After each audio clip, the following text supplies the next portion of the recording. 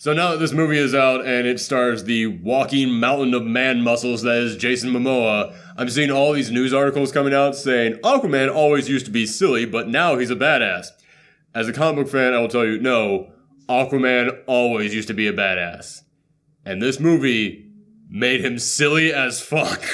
This movie is insanely goofy. I remember when the trailer for this came out and I got some people mad at me because I said I watched that trailer. I said, it looks fun, but it looks like it's trying to be cool, and nothing in there was cool. It was actually kind of goofy. But I'm okay with goofy. I don't have a problem with goofy. And I watched the movie, and yeah, man, I was 100% correct. This movie is so goddamn goofy and silly. But that's a positive. And I kind of hate that I have to constantly, like every single time that I talk about this film, I have to always stop right before everything I say and say, just to remind everyone, I mean, this is a positive, and I do like this movie, okay? There's so many people out there who just are dead set that's like, no, these characters must be taken seriously. I'm like, dude, there's like a freaking giant seahorse fighting crab people. No, it ain't gonna happen. It's not happening. It was goofy. And it's okay to be goofy. It's okay to be fun. That being said, this movie's not good. Hey everyone, it's me, Aaron. And I'm Michelle. And this is our post-Geekout reaction for Aquaman. And yeah, in case you couldn't tell by his rambling, he was the one who saw it. I didn't. We should go ahead and make that clear too, yeah. It's the holiday season, so we are unable to really, work our schedules out right now. Yeah, unfortunately. So yeah, I'm the only one who got to see this, and it also means that our reviews of Mary Poppins and the Bumblebee film will have to wait until after the holidays, because we're going to be out of town, so yeah, sorry everyone. But, let me go back to what I just said. This movie is not good, but I still liked it. Alright, I want to make that clear. Did you like it for all the wrong reasons? No. Sometimes.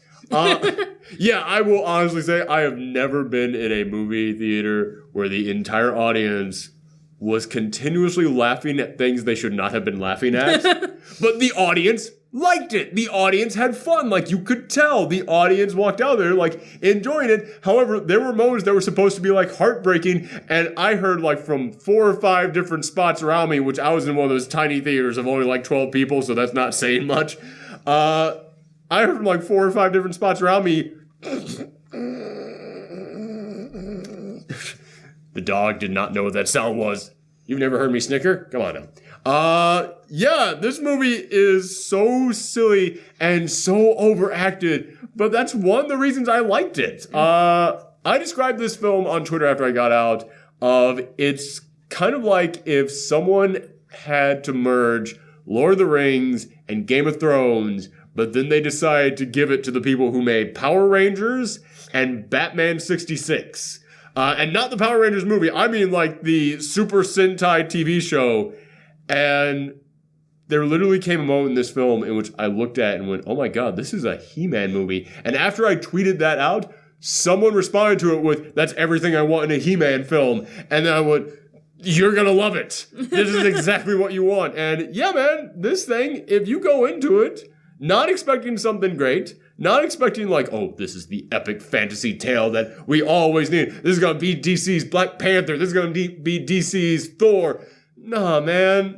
It's just fun. It's just a fun, very goofy time at the theater. I saw a couple of people online comparing it to Flash Gordon. Yeah, man, it's 100% totally on board with you. I am right there with you guys on that one. And a lot of people are going to say, but Flash Gordon was a masterpiece of epic cinema. No! It was goofy cheese! You were just 12 when you saw it, so that's why you think it was great. And you know something? It's fine to be goofy cheese. I like cheese. I'll dunk my nachos in this movie any day of the week.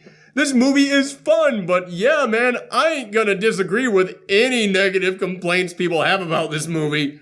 But let's go ahead and get into this thing. Aquaman, he, after Justice League, he's going around saving subs and going out drinking with his dad. And he doesn't want to be a hero. He just saves people when he feels like it. But then Mira, who was the redhead lady from Justice League, she comes back and she's like, your stepbrother, Orm, or half-brother, or whatever it is. Your half-brother, Orm from Atlantis, he is about to take over the rule of Atlantis, and then he's going to declare war on the surface world. He's like, I don't want any part of this. And then a giant tidal wave just destroys his hometown. And it looked amazing. The tidal wave looked incredible. And I can honestly say that about all the visual effects. All the visual effects are stunning in this movie. However, whoever decided the score and soundtrack for this movie, I don't know if they didn't know what they were doing or if they knew exactly what they were doing. Because there were so many times in which it was supposed to be an epic scene, but then the score came in and I had to fight back laughter. And again, it wasn't just me in that theater. There were so many other people who would laugh at a musical moment. And when that giant tidal wave came in, that was like the first time it really hit me. Because this giant tidal wave is rolling in. And I looked at it and I was stunned. I was like, oh my goodness. Then the score comes in. And I was like, dude, you did not. You did not. Oh, sorry, Peach. Peach got scared by that musical score. She's going over to you for comfort now. And I'm like, dude, this is so over the top. And that's what almost all of this movie is. It's over the top, and there's people out there who realize that and they're applying it for it. And there's other people out there who don't quite realize it and they're wagging their fingers at. And I can't blame the people who don't realize it's supposed to be over the top, because I don't think it was supposed to be over the top. Yeah, that's the thing, is like DC's always trying to make like dark, serious movies, but like and obviously this one they wanted to go fun. But any moment in which they were like, now we're gonna be serious, is like, wow, you dropped the ball on that one, man. Yeah, there's a lot of people who are wagging their fingers at this one for the like serious moments in here, because the serious moments are awful in this movie. That's part of the reason I love this movie, is that the serious moments are so goddamn goofy because everyone is overacting their ass off in this movie, except for Jason Momoa, who he's probably doing a good job in here, but because everyone else is going to 12 and 13 and he's at like an 8, it makes him look like he's a 5. And I was like, he's probably actually great in this role, but he just comes off like, I gotta do this for like 5 minutes and then I'll be in my trailer for the rest of the day. Because everyone else thinks this is Shakespeare, and it so is not. The beginning of this movie, he's stopping these people, these pirates who are trying to take over this sub. And he goes in there and fights them, and one of them is going to become his arch rival, Black Manta. And Black Manta, the whole reason in the comics why he wanted to kill Aquaman is because he blames Aquaman for the death of his father. And spoiler alert, same thing happens in this one. He's there with his dad, and then his dad is like shooting grenades at Aquaman after Aquaman beats the crap out of his son, which his son comes up to him and goes, I've been waiting for this day. And Aquaman's like, what? Which was exactly my reaction to it. So I had to kind of applaud it. And then literally, like, Black Manta is talking about this like it's a big epic showdown that's been building up for ages. And then he goes like, who? What? I'm sorry, who are you? And then he goes, I'm a pirate that plunders the high seas. And you're the man, and you're the Aquaman. It was bound to happen eventually. It's like, literally the only reason you think that this is destiny is that, well, we're in the kind of the same area, I guess. I mean, granted, it's 2/3 of the entire planet, so. Kind of reminded me of like the beginning of Voltron, where like Lance could declare like Keith as his rival, like, and everyone was like, "Who? What?" Don't compare to something that charming. Sorry, this movie didn't earn that. But it is kind of like that, except that this movie paints it serious. Like, that's exactly what I'm talking about. That's actually a really good metaphor, because Voltron, like, when Keith is coming in there, like, I'm sorry, when Lance is coming in there, like, Keith, you're my rival. Like, I'm sorry, who are you? You are supposed to laugh at Lance. You're supposed to point and laugh at this man, everyone. What a loser. This movie is like, no, man, this is big. And everyone's like, no, it's not. Even Aquaman's like, I don't know you, motherfucker. What? I'm sorry, but his dad is fighting him off, and then he ends up like this sub starts sinking, and water starts coming in, and he gets like a torpedo landing on his leg, so he can't get off. And then Aquaman just turns his back on him and walks away. And then Black Manta is trying to like pull his father out of there. He's like, come back and help me. He's like, no, you guys kill people, so bye. He's way more serious than that, but that's basically what he tells him. And then, like, Black Man is trying to, like, get him out of there. And the dad goes, no, you have to live so you can kill that son of a bitch. He delivers the line exactly like that. His last words to his son are delivered like... It's not even, like, man, it's so just aggressive that it comes off almost casual. Like, there's no emotional connection between father and son in that moment, because it's supposed to be like, all right, you're really mad in this moment. It's like, well, shouldn't I be sad? Because, like, 5 seconds ago, I was having a really heart-to-heart moment with my son here. And it's like, no, now you're just mad. It's like, okay, I'm just mad. You gotta go kill that son of a bitch. And then Black Manta lets out a scream when he's like, when Aquaman is walking away. That again, it's supposed to be tragic. I was shaken in that moment. It's really just, no! Oh my God. Every time anyone screams in this movie, it is so over the goddamn top. It is hilarious whenever anybody is screaming in this movie. But yeah, so that's how this movie begins. That's how Black Manta gets set up in here. But Aquaman, he's got to go to Atlantis to challenge his half brother. But then they have to go and find the trident that only the true king of Atlantis can wield, because it allows him to control the ocean. Mm-hmm. And they go into like the 7 different tribes of Atlantis and how Atlantis survived falling in the sea because they were so technologically advanced, but because their technology allowed them to breathe, they also evolved and they split up in different people. And like, there's one group of people out there who are fish people. There's one group that devolved into like crab people. And then there's another group out there that just turned into what's called the trench, which they're like the undersea dwellers. And they're just mindless monsters, but they still have like a kingdom, which is weird. Okay. Yeah, I don't like, yeah. But this movie, when I saw those trailers, one of the things I said I'm going to be nervous about is it looks like you're trying to fit way too much into this film. And yeah, they are. They fit like 50% of Aquaman's entire history into one movie. I was like, did you guys not think that you were getting a second film? Because you spent like $300 million. This looks like the most expensive film that's ever been made. I can't picture you spending that much money on a thing that you also decided to say, let's also put every idea we have into the pot at once. That's actually honestly the best way that I can sum this movie up. It feels like a movie where no one ever said no. Like, it feels like a movie where on day one, they got everybody together and they just said, all right, let's just have a pitch meeting. Everybody just throw out whatever idea you have about an Aquaman film. And then at the end of it, they looked at this giant, like, mess of sticky notes that they had on the wall. And they just said, yeah, all of it. Everything. Like, it's just too much plot, too much, like, acting, overacting, like, just... Well, the overacting has nothing to do with the amount of plot in here. You could edit this thing down to, like, an hour and a half, and there would still be overacting up the ass.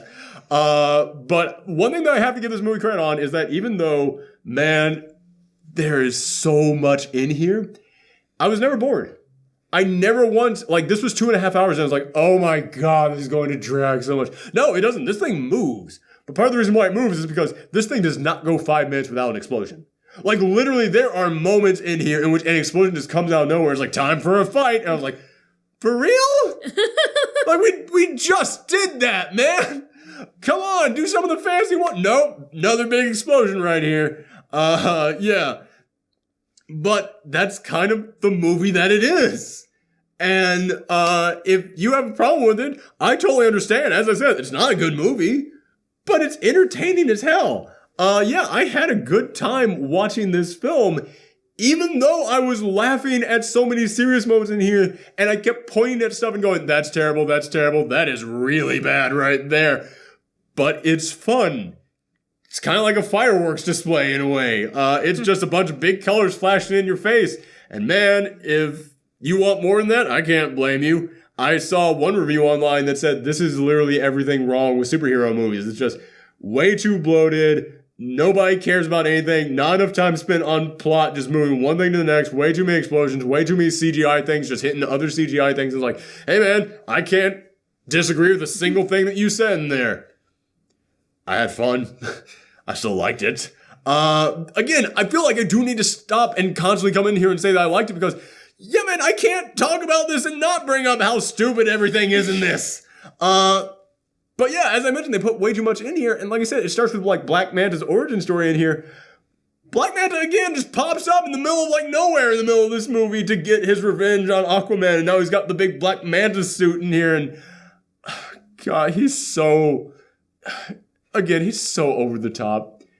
But it's one of the things that makes Black Manta special in this movie. Mm-hmm. Like, I know people are like, man, he was a total badass. It's like, in the way that a Power Rangers villain is a badass, sure. Because he comes in and they get into a fist fight and it literally looks like a Super Sentai show.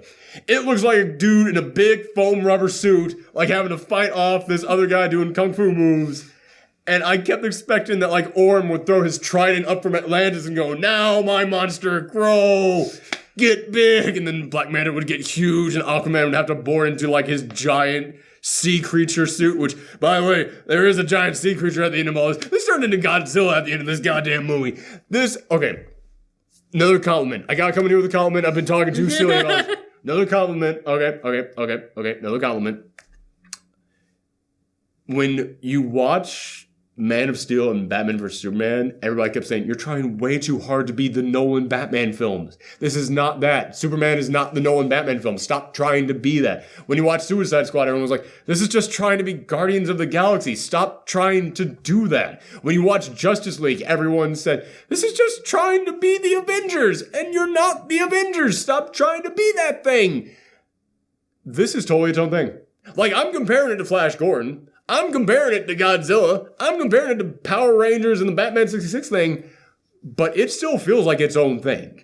This does not feel at any moment like they looked at something else and they said, we gotta do that. Like the closest thing I've heard people say that Atlantis feels like Wakanda. It's like, it's just a high-technological city. That's a high-tech city that's hidden from everybody. Yeah, it's like, there can be other high-tech hidden cities, people. If anything, it's more like Asgard to me in a way, but still, I'm not saying it is Asgard. It's Atlantis. It feels like its own thing. I like all the different tribes in there. Oh shit, there were different tribes in Black Panther too. Oh fuck. Maybe it is Wakanda. No, I'm saying why it's its own thing. It's its own thing. Black Panther, Black Manta. Yeah, remember when we saw Black Panther, and even though I totally applaud that film, I still came in here and said, yeah, but there should have been two villains. You should have, like, saved Killmonger and given him his own entire film. Wow, this is so much worse. Yeah, Black Manta gets screwed in this film, and then they set him up, okay, mild spoiler, but he is set up like, yeah, don't worry, everybody, he's gonna be the star of the second film. I was like, we already got him in this one. This ain't like Loki, where like he's the mischievous guy in the background, and then now I'm gonna show you what I can really do in the Avengers. It's like, yeah, no, he ain't that, man.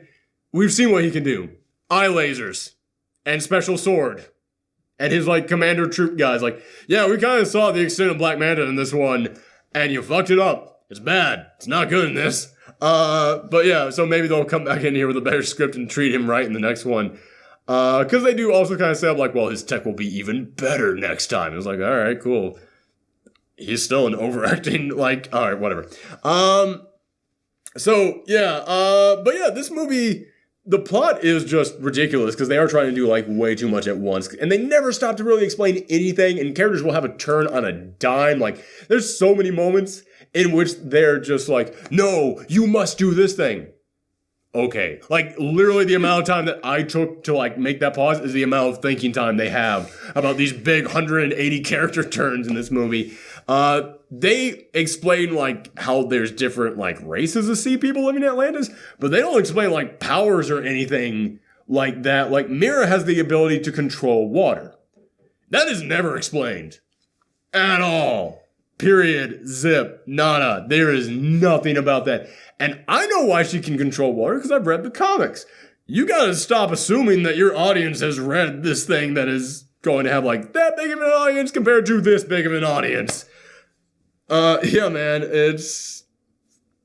Sorry, I'm getting hiccups. I'm talking about this so much. But yeah, it's fun. It is, like, it's a lot of just crazy shit being thrown at the screen, but it is still enjoyable. And part of it is because of how crazy it is. like, there's a moment in which they just introduce dinosaurs out of nowhere. And I looked at it, I was like, sure, I'll go with it, fine, I'm okay with this. Yeah, man, it's just a fun time, and that's one of the reasons why I keep kind of pointing at DC, and it's like, are you sure you don't want to try and do some fun shit every now and again? Because, if you're serious and you're bad, the bad stuff really stands out. If you're fun and you're bad, the bad almost becomes part of the fun. So yeah, this movie, it is a massive train wreck, but it's a really fun train wreck. Like, when you mention, like, dinosaurs, you mean, like, plesiosaurs, like, underwater dinosaurs? No, there's flat-out dinosaurs. Oh. There's that. But like, there's that also, would make more sense because, you know, underwater city would kind of, like, make sense. You're at the bottom of the ocean. People don't know what's down there. Exactly. Yeah. But yeah, man, this thing is cheesy. And if you roll with the cheese, it's fun. It's incredibly fun if you can just accept that this is going to be goofy. It's a big old cheese roll. Yeah, exactly. Early on in this film, you see little baby Arthur, like he's like 10-year-old Arthur Curry. He is at the aquarium and he's like, hi, fish. Hi, hello, well, I'll tell everyone about you. Yes, thank you. So I was just talking to the fish. And then these boys come up and like, oh, little Arthur, he's talking to the fish. Only fish is the only ones that like him. And then they're like slamming him into the glass. And then a shark comes up and tries to like break through the glass and is cracking it. And then everyone's like, oh, and they're staring at Arthur. And Arthur, like little 10-year-old Arthur, just with all these fish around him, and it's like, motherfucker, stop posing for the poster. Yeah, I did see that in the trailer, and that was just silly. That's the movie. Like I said, there is a moment in here in which Aquaman holds up a trident and just lightning crashes around him, and I was like, yell out, I have the power. Yell out, I have the power. I know how old Jason Momoa is. I know that this version of Arthur Curry grew up with some He-Man. Come on, man, just do it. Just say, I have the power. But yeah, this thing is nuts. But I will admit, where the nuts stuff kind of fell through for me a little bit was in the big epic final showdown.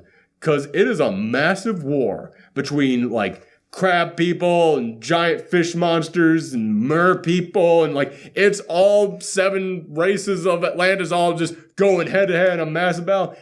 And this movie, I gotta admit, the fun stuff kind of came back to bite him in the ass a little bit at the end because I kind of got burnt out after 2.5 hours of just big special effects punching other big special effects. Like, there's so many just like, here's this random thing, here's this random thing. Like I said, this movie at max will give you 5 minutes without something blowing up. And towards the end, when everything's blown up, I was like, I've kind of already seen this. It's, yeah. Because, yeah, I mean, like, there was a moment in which, like, Mira, she and Aquaman are on this boat after the big fight with Black Manta. And, like, they get, like, maybe, like, a minute of just talking and being like, oh, okay, this thing about me, this thing about you, that. And then the Trench show up, which the Trench are the, like, really deep-sea messed up members of Atlantis. They're the ones that look like the anglerfish, just on zombie bodies. And it turned into a horror film for a little bit because this was filmed by James Wan, the Conjuring guy, which apparently there's an Easter egg of Annabelle being, like, part of the garbage that's floating around in the sea, which I didn't see that, but someone else told me about. Goddamn. You want to know how silly this is? There is literally a moment in which, like, it's the big epic showdown, like, at least the first one, between Orm and Aquaman, in which they're at they're in this big ring of fire, and having to fight in the middle of that. And you hear these drums kick up, and it's an octopus playing drums. And I'm like, this is not Hanna-Barbera, but fine, fuck it, I'll go with it. Under the sea. Yeah. Under the sea. Is a reggae crab going to come in here too? But it was fun. Like, it's stupid, but I'm like, I'll roll with this. All right, cool. I'm okay with this. Yeah, all right. Big old smile on my face. Whatever, fine. Whatever. It's stupid, but fine. I'm happy with that. Yeah, man. Like, to the people out there who really hate this thing, I get it. Every single thing that you could come in here and say, no, but because of this, like, I know, man. I totally know. But it was fun. Yeah, man. And sometimes that's all you need. You just need a film to be fun. But I can't ignore the fact that, yeah, this thing is a massive mess. I can't ignore that. So, end of the day, my score is going to be... I was gonna give it a 6.5, but because I'm kind of having fun talking about it, I'll bump it up to a 7. Yeah, I figured it would be a 7. Oh, okay, yeah, I've gotten to the point yeah, where it's like when you were trying to figure out, I was like, my guess is he's gonna give it a 7. Okay, yeah, we've kind of gotten to that point where we can kind of guess each other's scores now. Yeah, it's about a 7 to me. I would not recommend paying full price for this. Unless you're going with, like, your buddies and you know you're all just gonna have a good time at. Like, this is, like, something you, like, watch it's like a matinee. Yeah, watch it on Netflix or something, or... Honestly, the special effects are so good, I would say it's worth going to the theater. Oh, okay. It is totally worth going and seeing this on the big screen. Also, if you watch this at home, where the big special effects might not be as impressive to you, the dumb stuff is going to stick out way more. So if you are going to see this, see it in theaters, people. Like, well, the dumb stuff sticking out more, that can either be a good thing or a bad thing. That's true. Because, dude, like I said, the overacting in here is hilarious. I won't even go into the details on it. You just got experience it. Like, I can't do it justice. Yeah, so, spoiler time? I guess so. Yeah, fuck, man. The only thing I can really spoil is that the original Mary Poppins, what was her name? What was the actress's name who played Mary Poppins originally? Shoot, I forget. Yeah, I know, I'm blanking on it right now. She plays the Kraken. So the Kraken is a female? Yes. There's a giant... Is it a sexy Kraken? No. It's Godzilla. Okay. It's Godzilla with tentacles. But yeah, there's a moment in which Aquaman has to go and retrieve the true trident of the original King of Atlantis. And man, the visuals in this movie are really freaking good, man. There's so many good visuals in here. Like, there's a great moment where they're diving into the water from the trench and they've got a flare in their hand. And they've just got all these, like, monstrous zombie fish creatures coming after them and just swirling around. It's like, it looks gorgeous. But yeah, in this moment in which you see, like, the original King's skeleton just there, like, in, like, the sparkling Aquaman orange armor, just holding this trident, like, just his bones there under the sea with his hair flowing. It's like, that is a gorgeous shot. There's a lot of damn good shots in this film. Even though there are the cheesy ones where they're clearly just posing for the poster, and there's a lot of times in which they'll just stop for, like, slow motion out of nowhere, which, if you want to do that, fine, but I mean, it's so rarely used that when it is used, it's like, wait, what? But yeah, there's some gorgeous shots in this thing. But yeah, this monster that has been an Atlantean legend forever, apparently it's real, and it guards this trident, and it comes up, and it's just beating the crap out of Aquaman, and it's shit-talking him the entire time, like, oh, you worthless half-breed, how could you ever roll? And then he starts talking to it, and then she's like, you can understand me? And it's like, yeah, because Aquaman can talk to fish. Yeah. Okay. And then, like, because of that, it means he's the one who's truly the chosen king, and he can take the trident. And then at the end of this, when you've got this big, massive battle between the mer people and Orm and all of his soldiers, and there's seahorses and there's sharks going up against the crab people, and they're fighting like an undersea volcano, all of a sudden, then, bam, the ground just breaks apart. And out comes the giant Godzilla monster and the trench, who now Aquaman can control. And it's like, it's awesome, but it's too much, man. Like, after 2.5 hours of just special effects, it's like, I know you tried to go bigger than ever, but man, you've already, like, I'm kind of full. And now it's really just occurring to me, I'm just watching CG things punch each other. Like, it didn't feel real to me, except for the moments where Aquaman is in the shot. Because, yeah, when you've got, like, Jason Momoa there holding up the chart, like, yeah, that's actually kind of awesome. It's kind of impressive to me that Jason Momoa just screaming out is a way more impressive thing on screen than the giant monsters punching each other. Like, I feel like this movie is kind of racist against the trench people. Like, like, oh, they're just mindless zombies that Aquaman can control, and they'll do all his bidding. So. It's a weird ground, because they are technically members of Atlantis. They have one of the 7 kingdoms, but yeah, but they are also zombies. They're just that's all they are to them. Like, how the fuck do you have? Like, do you have a diplomat? Like, how the fuck do you work? How's any of this work? But yeah, this movie, it skims over a lot of details. This movie was made for CinemaSins, and I don't like CinemaSins. I think the CinemaSins sucks. I think that CinemaSins is nothing but, like, just encouraging nitpick culture, because it's them just pointing out things that are not problems with a movie just so that they can try and make a joke about. But man, I couldn't help but stop and think constantly throughout this thing. It was like, that's a problem, that's a problem, that's a problem. People are going to complain about this. There's another problem over there. Actually, probably my biggest problem in this entire thing, and this one is like, this is a big-ass negative for me. Of course, Aquaman and Mera, they get together. And in the comics, they actually have a really good relationship. They've actually got one of the better relationships in DC Comics, I'll even say. They have zero chemistry in this movie. Of course. And at the end of this, when they kiss, it's one of the most epic kisses I've ever seen in a movie. Because they're floating under the water, their hairs are both blowing, and the camera's zooming around them as this giant war between every different Atlantean race is happening, and everything is blowing up all around them. It's like, okay, that's an amazing kiss. And you can tell both of them are really into it. But every moment between them outside of that kiss is like, neither of you like each other. Like, I never saw the moment where you two started to like each other. Like, there's a moment in which they're in Italy, and they kind of have, like, one quick nice, like, oh, that's kind of a nice moment. Black Manta is here. Yeah, that's kind of what this movie is. It is like, no, it works, everyone, because we said it does. Don't think about explosion. It's the world's longest Old Spice commercial. Terry Crews should have been Aquaman. No. What was his name? Isaiah Mustafa? I think that's the guy. I know his first name's Isaiah, but it's the guy who was the original Old Spice guy. He should have been Aquaman. Terry Crews should have been Black Manta. Man, someone make that fan edit. But yeah, man, they have zero chemistry. It's very clear they don't really like each other at any moment. When they talk to each other, I don't want to use this expression, but it works. It is like two dead fish just next to each other. But they tell us that, but you know, they're together in the comics, so they have to like each other. And when it gets to that moment where they kiss, I was like, this is an epic moment, and the epic moment is keeping me from thinking about, but what? So yeah, that's kind of what this entire movie is. It's like, don't think about any of this shit, just enjoy the colors. That's all that is.